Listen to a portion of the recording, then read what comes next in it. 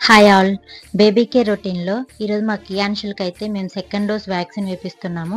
First 2 polio drops వేశారు. And తర్వాత ఒక లిక్విడ్ ఇచ్చారు. అదేంటంటే మోషన్ వాటర్‌గా అవ్వకుండా అంట. అండ్ తర్వాత వ్యాక్సిన్ వేశారు. ఫస్ట్ వ్యాక్సిన్ వేసినప్పుడైతే మా కియాన్షులకి ఫుల్ పెయినొచ్చి ఏడ్చాడు. ఫీవర్ అయితే రాలేదు. అండ్ సెకండ్ డోస్ అప్పుడేంటంటే ఎట్లాగో డోస్ పెరుగుతది గదా! అందుకో ఏమో ఫుల్ ఫీవరొచ్చేసింది. కానీ ఫీవరొస్తేనే మంచిదంట.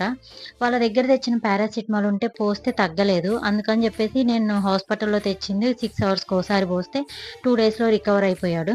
అండ్ ఏదైనా మనకి ఎక్స్‌పీరియన్స్ అయితే గాని తెలీదు. ఏంటంటే ఫస్ట్ డోస్ అప్పుడు తొడ బాగా వాచిపోయి ఒక 40 డేస్ వరకు గూడా ఉంది.